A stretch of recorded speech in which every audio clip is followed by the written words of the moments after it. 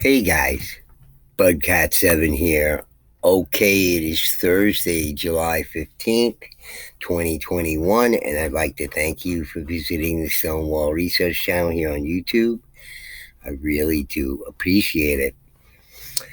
All right, guys, well, if you've been following along with the videos on my channel that deal with the giants, quote unquote giants, or large hominids, as I like to call them, or perhaps calling them humanoids is probably a more apt description of what they really were because of all of this sort of odd skull types that we heard about in the accounts and the ones that there are evidences of, especially the elongated skulls such as these in Russia.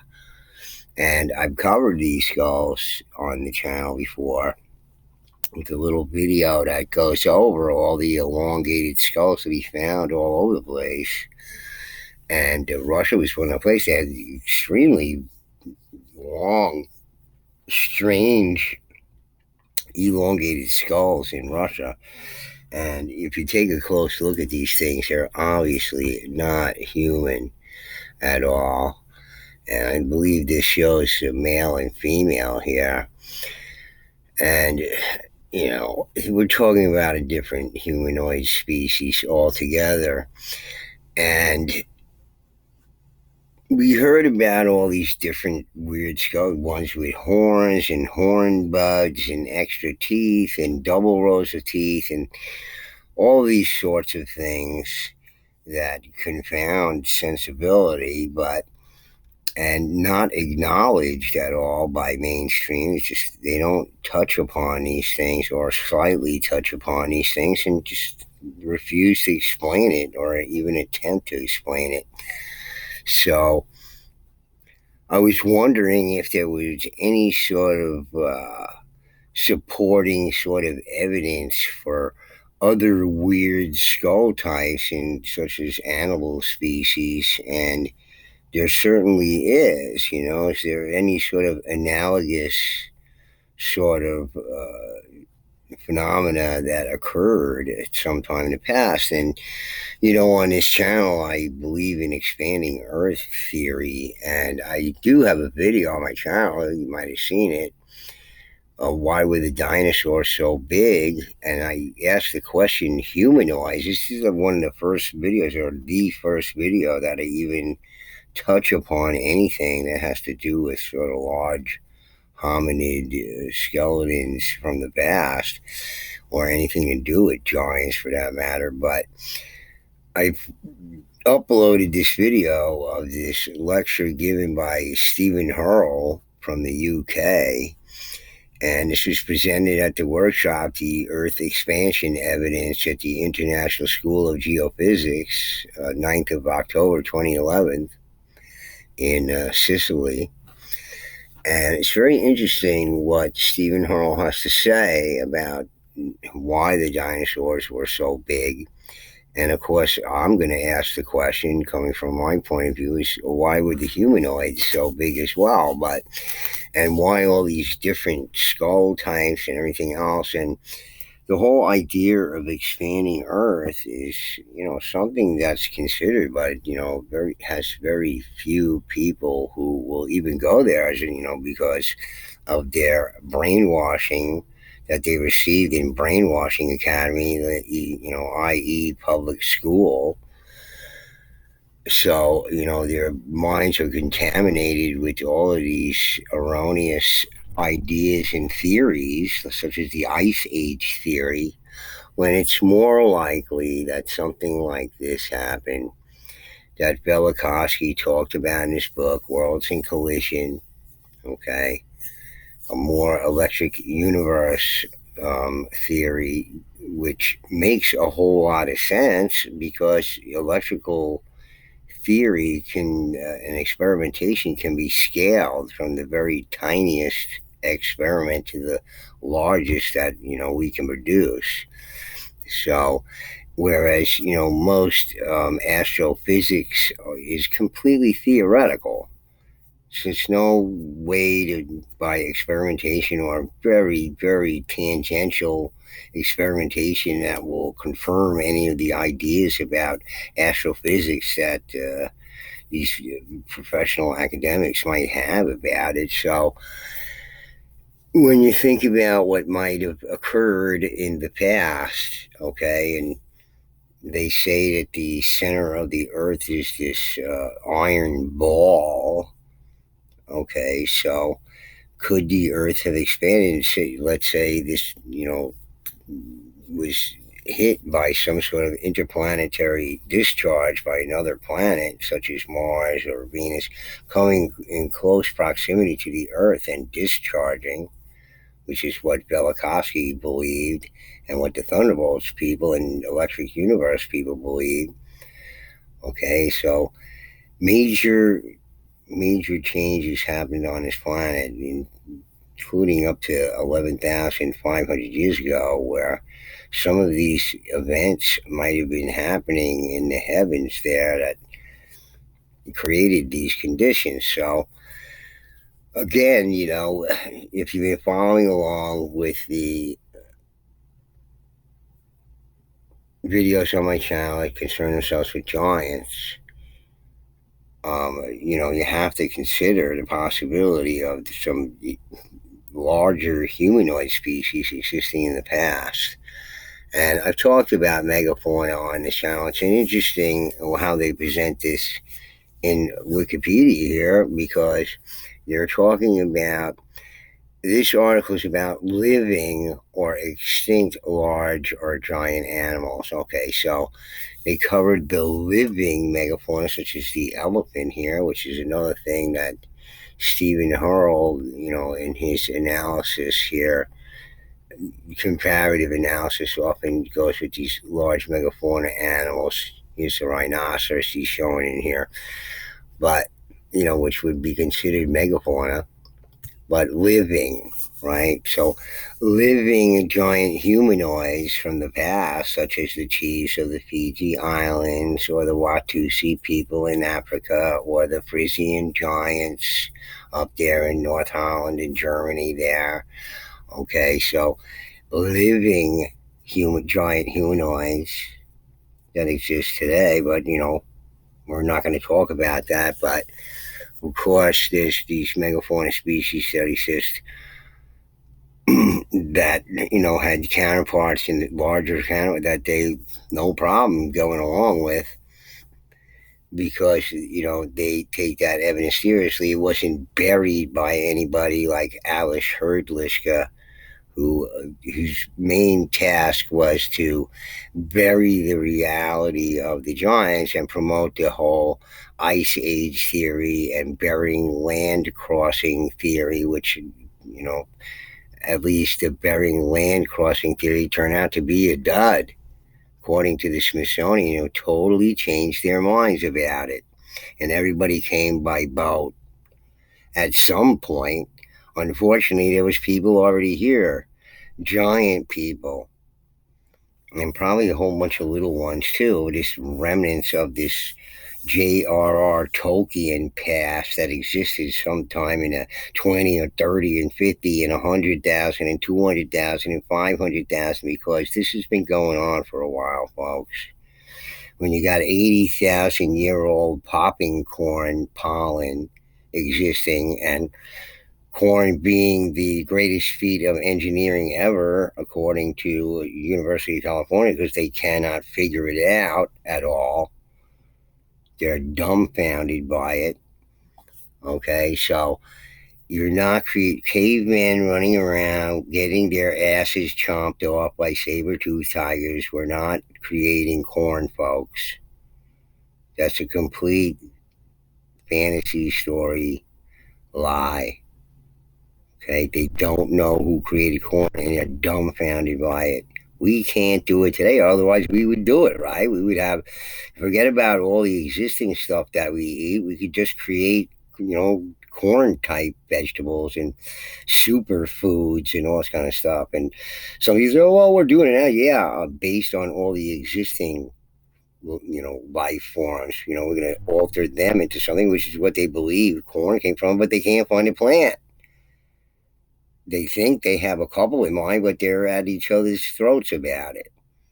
So it's either one or the other in their minds, but maybe it's neither. And how many plant species went extinct that they don't know about because they haven't dug up every square inch of the planet? Okay, so where else can we get some analogous sort of affirming material that would talk about such a thing? Well, the Natural History Museum in London has presented this article here, a very interesting article here about these elephant species that existed up until as recent as 11,700 years ago. So the weird skulls of straight-tusked elephants reveal just how many species there were. Now, if I'm going to apply that to our giant humanoid species, well, here's something that suggests this about the elephant species here. Why not the human species or the humanoid species? If we're even originally related to them, other than the base form of our DNA or something like that, because we certainly have very odd DNA as opposed to every other thing on the planet, although there seems progress in our life while we grow is similar, starting from your basic form, or all completely similar. Okay, so weird skulls again, but now we're talking about elephants.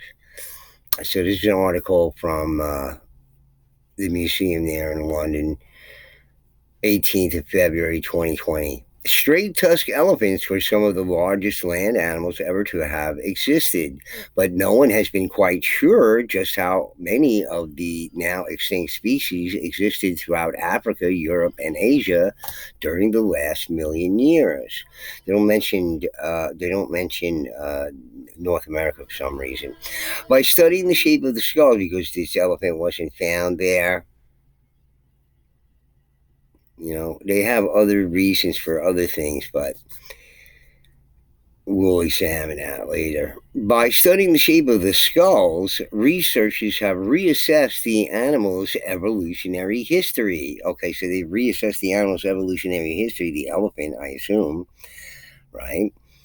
So maybe if we take all the information we know about the giants and everything, we could reassess the human's evolutionary history. The straight-tusked elephants, which belong to the genus Paleoloxodon, were a widespread group that lived during the Pleistocene 2.5 million to 11,700 years ago.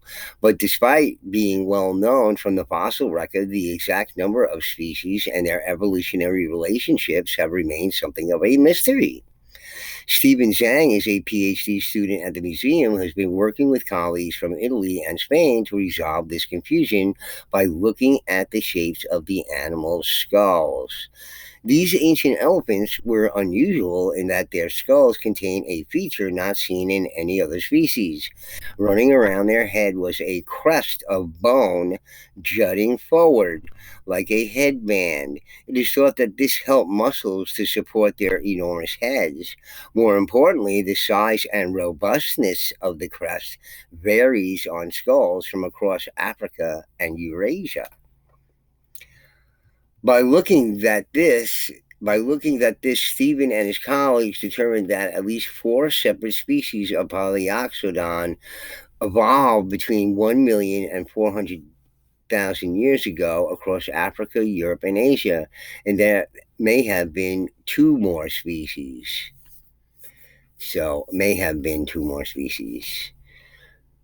The largest ever land mammals. It's hard to understate just how huge straight-tusked elephants were. Today, the largest land mammal is the African elephant, which stands around 3.3 meters at the shoulder and weighs up to 7 tons. Some straight-tusked elephants, however, may have reached up to 4.5 meters tall and could have tipped the scales at over 14 tons. This would make them possibly the largest land mammal ever to have existed, similar in size to the gigantic giraffe-like rhinos that lived in Central Asia around 25 million years ago. So giraffe-like rhinos, more, devolution of the dinosaur creatures from whenever that was. One of the defining features of the straight-tusked elephants is the curious band that runs around the skulls of the animals. So it's an illustration to show how their skulls were weird. The surviving elephants today are kitties compared to some of the really gigantic extinct species, says Stephen. An adult straight-tusked elephant would easily been able to rest its chin on the back of a bull Africa savanna elephant. Originating on the African continent, ancient DNA now suggests that the Paleoxodon is most closely related to the living African elephants. Over the last million years, the ancient elephants spread as far east as Japan, across Europe, and as far north as the UK. In fact, remains of straight-tusked elephants have been found beneath Trafalgar Square in London. While those that inhabited the mainland remained massive, some animals made it onto a number of islands scattered throughout the Mediterranean. Isolated from the rest of the Paleoxodon population on small islands, these elephants underwent what is known as island dwarfism to become miniature species of elephants. So, this whole theory of island dwarfism is a bit nebulous and dubious to me anyway, because you have things like the Komodo dragons on the island there, and they don't seem to be devolving at all. And, you would think that, if there were any other large species of animal anywhere, and especially reptilians too, that their size would adjust to the scarcity of food, etc. And it doesn't seem to be happening to the Komodo dragon. So maybe there's another explanation, or maybe another species just similar, just like the bison in the Americas, where some giant species existed at the same time as much smaller species. So, somehow they've overlooked this, or don't want to consider that, or they assume that this whole, island dwarfism theory is a good one. And I don't think it is. More to do with evolution and Darwinism and everything. There's a lot of gaping holes in his propositions. Talk about a different time. The animals would have been living in a world vastly different to today. When they dispersed out of Africa, Paleoxodon, well, again, everything's out of Africa. It's got to be, right? I don't think so. Would have encountered an environment in sway to the huge ice sheets that cap the northern hemisphere, and a continent already populated with elephants more familiar to the cooler climate, mammoths. It's really interesting, explains Stephen, because in African Paleoxodon is one of the classic indicator fossils of arid savannas with very few trees, like what we see in East Africa today. But we know from tooth wear that once they got to Europe, they seem to have changed diet from grazing animals into browsing ones. This was probably to avoid competition with grazing mammoths, as mammoths migrated into Eurasia at least 2 million years before Paleoxodon did. At least that's what they know so far. See, they should always preface all science that looks into archaeology, paleontology, all this kind of stuff, should always preface their articles and books and things with, at least this is what we know so far. But see, they don't, like, that doesn't sell well, so they're not going to say something like that. But that's the truth of it, see? Because once they learn something new, then it's like, or they try to prove something and it doesn't pan out, well, then you could just lay that theory to rest, like the Bering Land crossing. Straight-tusked elephants lived across Eurasia, changing their diet from grazing on grasses to browsing on more woody trees, I guess. So here they show something in the museum there of these straight-tusked elephants that lived at the same time as the mammoths. Don't forget, they say. Or they did, and just like the humanoids in the past, ones that look more like us, ones that look very different from us, with horns and other things going on with their heads. The changes in diet were only one aspect that altered as the straight-tusked elephants moved up north. Okay, so I read that already. Okay, Stephen and his colleagues determined there were also changes in the shape of the skulls around the large crest of bone. As the elephant spread eastward, this crest became larger and more pronounced, likely as a result of the increasing size of their heads. Okay, so larger and more pronounced. I'm just thinking of the Bell Beaker people with their craniums and, the Adena. One way, one migration from one place to the other, or vice versa. They were able to show that the ancestor species Paleoxodon reki dispersed from Africa into the Near East roughly 780,000 years ago. From here, they spread into India to become Paleoxodon nommaticus, which was the largest species of straight-tusked elephant. Then they colonized the Japanese archipelago, evolving into Paleoxodon numani by 400,000 years ago. Okay, so we should all take these dates and things with grains of salt, because I don't think they know really what the timeline was based on a geological strategy. They're assuming some things as their foundation to come to these conclusions. Otherwise, if they don't have some sort of base to work off of, then it's hard to make any reference. So they just, of course, they make these things up based on what they determine is good science. Like radiocarbon dating and all that kind of stuff, which is not exact science. It's got its problems.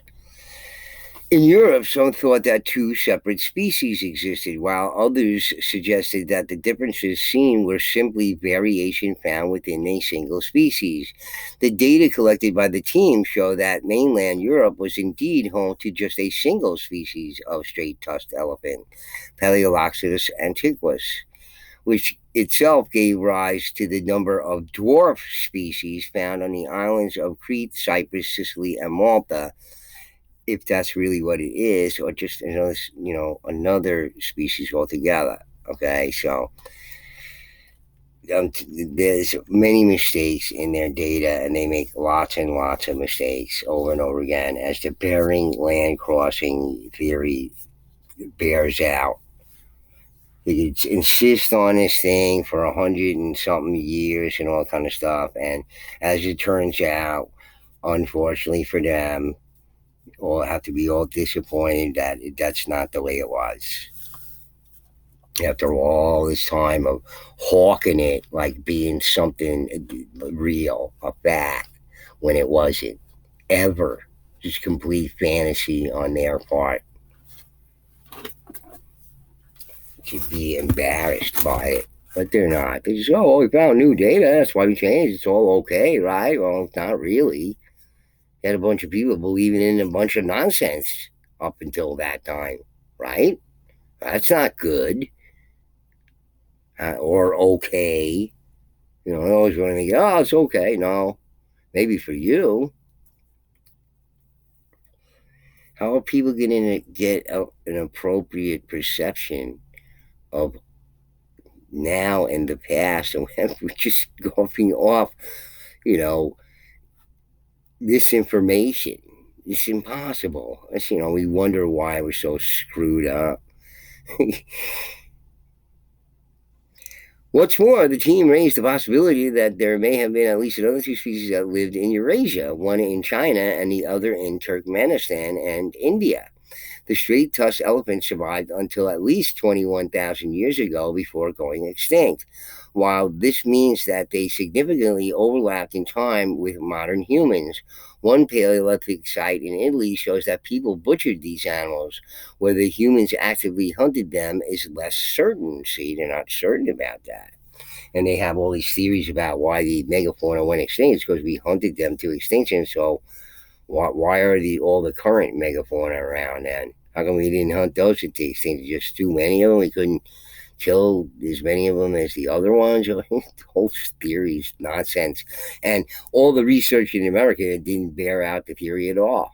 They couldn't find any of that, proof of any of that, in the majority of sites that they dug up.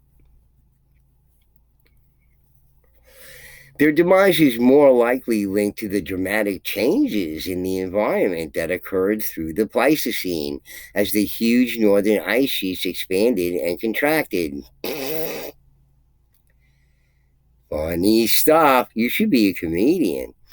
This led to the expansion of the dry steppes, which favored the mammoths, and the contraction of the open woodlands, which benefited the straight-tusked elephants. However, it's clear that these giants dominated the landscape for hundreds of thousands of years before they disappeared. And that's the end of the article, guys. So, just more weird skull type, okay? And I'm sure there's environmental reasons, physical reasons for these things to occur.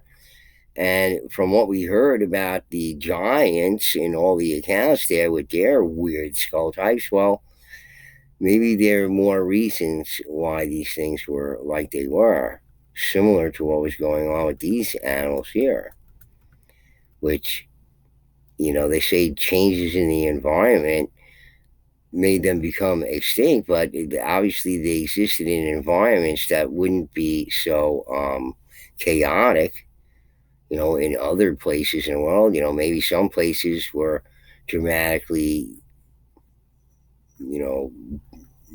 destroyed somehow by what they claim to be an ice age, but what I say is more like what's going on here and what Stephen Hurrell says is, the change in the gravity.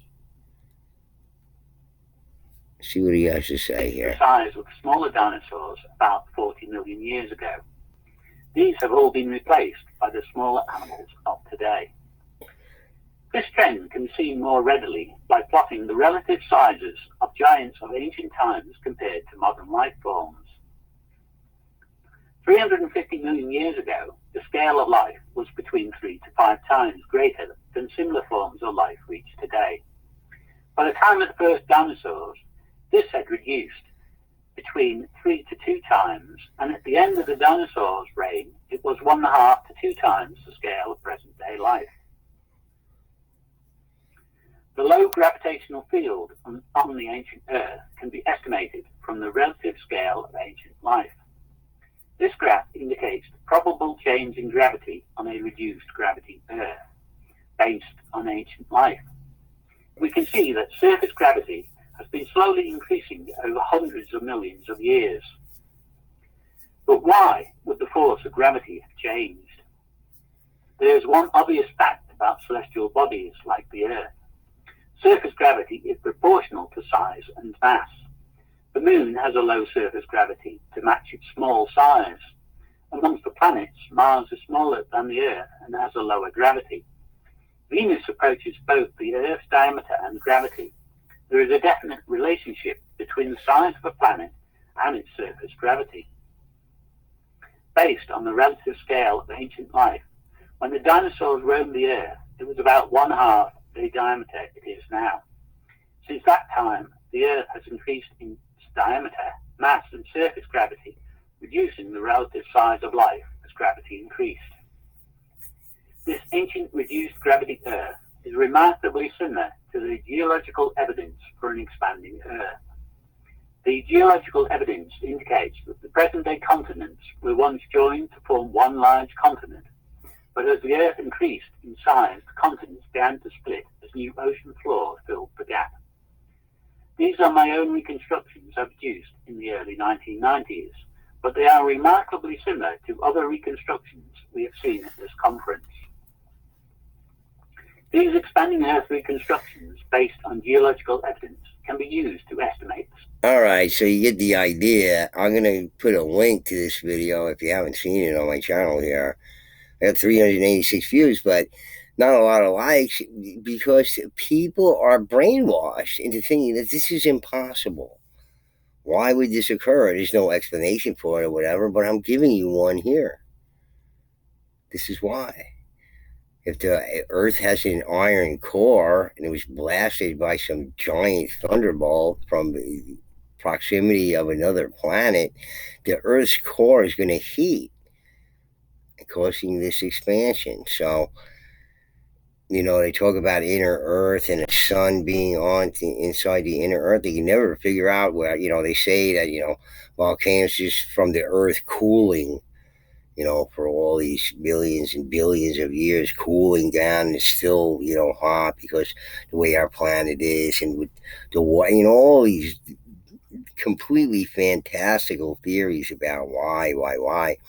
Okay, so it's quite possible that this is the reason, but again, we can apply all of this, what we learn here, to the giant humanoids that are not mentioned by mainstream at all. They're having to talk about these elephants here and their weird skull types and their evolution, etc., and when they lived, blah, blah, blah. But, giant humanoids, no, because, bring us the evidence, or, all that evidence that oxidized instantly when they dug it up and turned into dust because they went on a craze to dig up everything on the planet during Victorian times. And whenever they find stuff now, it's either lost somehow in the 21st century, they're losing stuff, and, or, they all have acromegaly, or, which is not a disease or malady for human beings. It's just the giant's genes expressing themselves and perfectly normal for like chiefs of the Fiji Islands. Is completely normal for them. Or gigantism is, of course, their current, mindset, and, going to convince everybody about it. And even these articles in like Wikipedia is all about how human beings have caused the extinction of all these animals on Earth. It's all our fault and everything. But as I mentioned, I've gone through lists of lesser size animals that aren't megafauna that went extinct in even historical times, and they all had the giant moniker in front of their names. A giant this and a giant that and a giant that and this and that. And all these animals that went extinct had giant monikers attached to their names for some reason. Okay. And why has our growth as a species leveled off for some strange reason? Because according to their theories of growth and height and evolution, we should just be getting bigger and bigger and bigger and bigger, and we're not.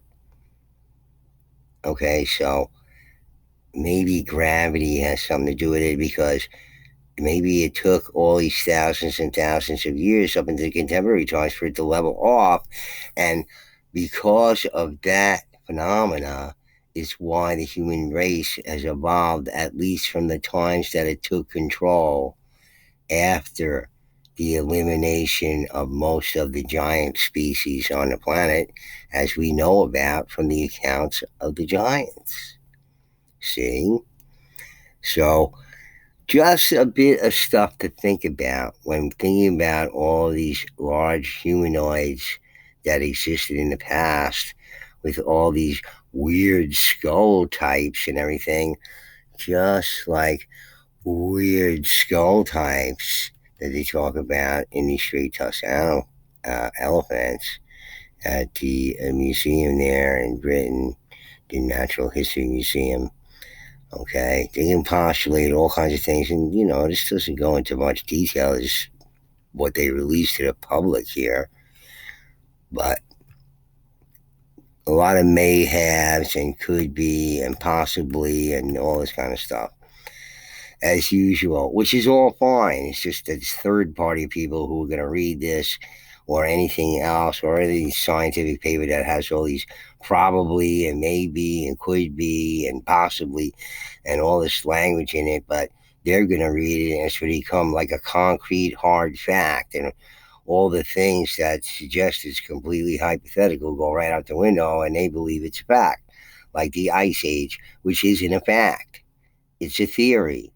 Okay, but something else went on this planet, something that caused the planet to make it so these mammoths are flash frozen in Siberia there. And it was like 1 minute it was 70 degrees and beautiful and they're chewing on tropical plants and whatnot, and another minute later it's 30 below zero all of a sudden. So look, something like this might cause something like that to happen. Ice ages take place over, supposedly, by their estimate, over thousands and thousands and thousands and thousands of years. Not that, elephants are going to be mammoths or woolly mammoths are going to be suddenly flash frozen, in a heartbeat, because that never can occur unless some dramatic thing happens to the weather.